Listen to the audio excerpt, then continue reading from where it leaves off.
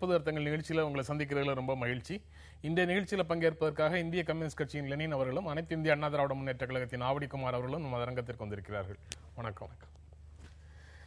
ஜெயலலிதா, மமதா பானர்ஜி, நவீன் பட்நாயக் இவங்க மூவரும் சேர்ந்து மக்களவையில் எதிரணி ஒன்றை உருவாக்கக்கூடும் அப்படின்னு சொல்லி ஒரு செய்தி இருக்குது. இதுக்கு முன்னால ஆட்சி நடத்துறதுக்கு கூட்டணியை உருவாக்குனாங்க. இப்ப எதிர்கட்சியாக செயல்படுவதற்கே கூட்டணியை உருவாக்க வேண்டிய நிலையில இன்றைய மக்களவை இருக்கு அப்படின்றது ஒரு செய்திக்குள்ள இருக்கு. எதிர்கட்சிங்கிறது காங்கிரஸோட 44 உறுப்பினர்களோடு முடிந்து விடவில்லை. அதை தாண்டியும் வலுவான எதிர்கட்சியினுடைய செயல்பாட்டை இந்த அணியால உருவாக்க முடியும் அப்படின்னு அந்த செய்திக்குள்ள இருந்து ஒரு தகவல் வருது. அதுதான் இதனுடைய நோக்கமா? இல்லை, இது இந்த அணி என்பதே இப்போ தேர்தலுக்கு பிறகு உருவானதுன்னு சொல்றதே சரியான பார்வையாக எனக்கு தெரியல. ஏன்னா இது தேர்தலுக்கு முன்னாலேயே காங்கிரஸ் பாரதிய ஜனதா கட்சிக்கு மாற்று ஒரு அணியை உருவாக்கணும்னு சொல்லி தான் அதிமுகவும் முயற்சி போட்டியிட்டது. அது தேர்தல் முடிவுகளுக்கு பிறகு அமைப்போம்னு சொன்னோம். அதே அடிப்படையிலாம் திரிணாமுல் காங்கிரஸ் சொல்லிச்சு, பிஜு ஜனதா தள்னு சொல்லிச்சு. இன்னும் சொல்ல போனால் திரிணாமுல் காங்கிரஸ், பிஜு ஜனதா ரெண்டு கட்சியுமே புரட்சி தலைவர் அம்மா அவர்களுக்கு பிரதமராக வாய்ப்பு இருந்தால் நாங்கள் அதை ஏற்றுக்கொள்வோம் அவங்க வெளிப்படையாக சொல்லியிருக்கிறாங்க.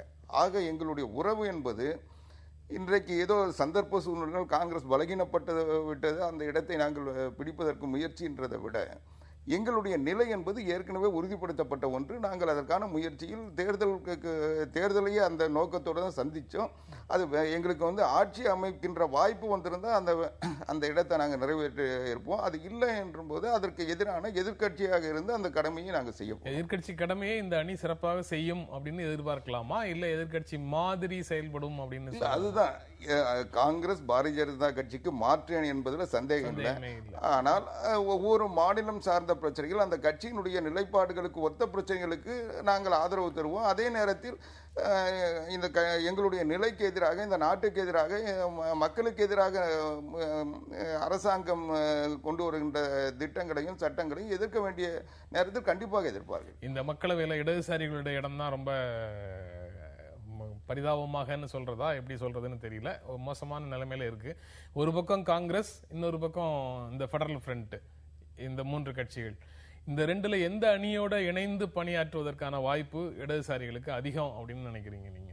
அதாவது இடதுசாரிகளை பொறுத்தவரை ஆரம்பத்திலிருந்து மிக தெளிவாக நாங்கள் வரையறுத்திருக்கிறோம். இந்த உலகமய நடவடிக்கைகளை எதிர்க்கிற அந்த அரசியல் இயக்கங்களோடு இணைந்து தான் நாடாளுமன்றத்திற்கு உள்ளும் வெளியும் நாங்கள் போராட முடியும். அதுதான் எங்களுடைய நிலையான கொள்கையும் கூட. இப்போ பாரதிய ஜனதா கட்சியும் காங்கிரஸ் கட்சிக்குமான பொருளாதார கொள்கை, மக்கள் விரோத பொருளாதார கொள்கை என்பது ஒரே அளவுகோலில் தான் இருக்குது. அதில் எந்த வித்தியாசமே இல்லை.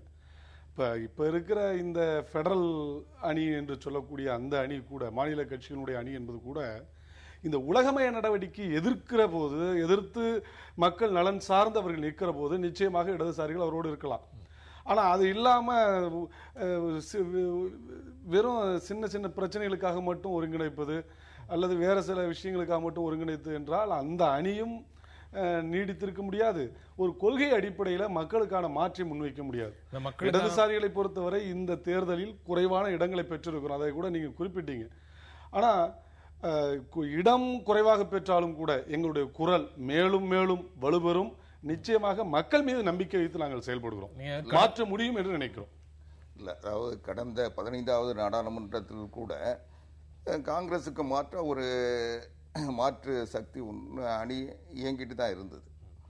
அவங்க நேரடியாக ஒரு அமைப்பு ரீதியாக ஒன்றுபடவில்லை என்றாலும் நிலை ஒரே நிலை வலுவான பாரதிய ஜனதா கட்சி ஒன்று எதிர்கட்சியாக வலுவான இருந்தது. அதனால இவங்களுடைய பங்கு என்பது ஒரு அணியா இல்லாம தனியா இருந்தது. மற்ற கொள்கைகளும் முடிவுகள் எடுக்க சொல்ல ஓரளவுக்கு நாடாளுமன்றத்தில் எல்லா பிரச்சனைகளும் ஒன்றுபட்டு தான் இருந்தாங்க. வெளியில கூட பல முறை கூடி பேசியிருக்காங்க. ஆக ஒரு கூட்டணி அணி என்பது அந்த இடதுசாரிகள் ஒரு பலமான இடத்துல இருந்தாங்க. அதனால அதை வழி நடத்தினாங்க.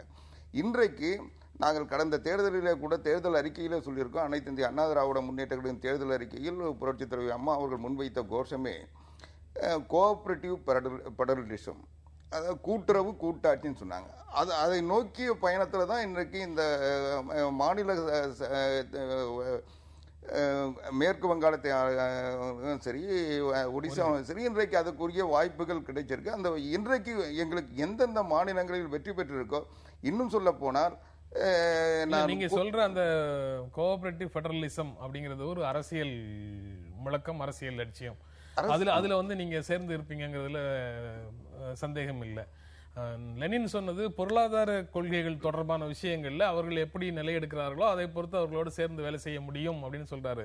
கடந்த 5 ஆண்டுகள்ல அதிமுக வந்து அதுல ஓரளவுக்கு லெனின் சொல்ற மாதிரியான நிலைப்பாடுகளை எடுத்தது. தேர்தல் அறிக்கையிலையும் கூட 2014 தேர்தல் அறிக்கையிலையும் கூட அதனுடைய கூறுகள் எல்லாம் எதிர்ப்பு இருந்தது. ஆனா இன்று அதே கொள்கை நிலையில நின்றுதான் இந்த மக்களவையிலையும் செயல்படுவீங்களா? அதுதாங்க. இப்போ தேர்தல் முடிவுகளுக்கு பிறகு புரட்சித் தலைவி அம்மா அவர்கள் தெளிவாக சொல்றாங்க, எங்களுடைய தேர்தல் அறிக்கையில் நாங்கள் சொன்னதை நிறைவேற்றுவது தான் எங்களுடைய பணியாக இருக்குன்றதாங்க. அதுதான் ஒரு நிலைப்பாடு. அதே நேரம் இன்றைக்கு வந்து இந்தியாவினுடைய பொருளாதார கொள்கையை முடிவெடுக்கின்ற இடத்துல நாங்க இல்ல. சரி, ஆனா எடுக்கப்பட்ட கொள்கைகள் மீது விமர்சனம் வைக்கக்கூடிய இடத்துல இருக்கீங்க. நான் முடிச்சிடுறேன். ஆனால் அந்த கொள்கைகளை நடைமுறைப்படுத்த வேண்டும் என்றால் அது மத்திய அரசாங்கம் தான் செய்ய முடியும். ஆனால் அதே நேரத்தில் நாங்கள் மாநில அரசாங்கங்களை நடத்தி ஆகணும். எங்களுக்கு கொள்கை ரீதியாக அதில் உடன்பாடு இல்லைன்னா கூட மத்திய அரசாங்கம் அமல்படுத்துகின்ற கொள்கைகளை, ஒரு சில கொள்கைகளை சார்ந்து தான் எங்கள் மாநில அரசாங்கத்தினுடைய முடிவுகள் இருக்கும். ஆனால் ஒட்டுமொத்தமாக நாங்கள் ஒரு முடிவு எடுக்க முடியாது. அது வந்து மேற்கு வங்காளத்திலேயே வந்து இடதுசாரி இயக்கங்கள் ஆட்சி நடத்தின காலத்தில் கூட அது செய்ய முடியல. அதுதான் இன்றைய இந்தியாவினுடைய யதார்த்த நிலை, மாநிலத்தினுடைய யதார்த்த நிலையை நீங்க சொல்றீங்க. இதே பிரச்சனை தான் 2001 நீங்க ஆட்சிக்கு வந்ததற்கு பிறகு மத்திய அரசினுடைய கொள்கைகளை தவறாமல் அமல்படுத்தினுடைய விளைவாக 2004 தேர்தலில் ரொம்ப மோசமான ஒரு தோல்வியை சந்திக்க நேர்ந்தது. அதையெல்லாம் நீங்க கணக்கில் எடுக்காம நீங்க செயல்பாடு உறுதியா கணக்கில் எடுப்போம். அதுக்காக வந்து போராடுவோம். நாடாளுமன்றத்தில் எங்களுக்கு உரிய வாய்ப்பு கிடைச்சிருக்கு. அதை வச்சு நாங்கள் அந்த கொள்கைகளை நடைமுறைப்படுத்தாமல் தடுப்பதற்குரிய அத்தனை நடவடிக்கைகளை எடுப்போம்ன்றதுல எந்த மாற்று கருத்து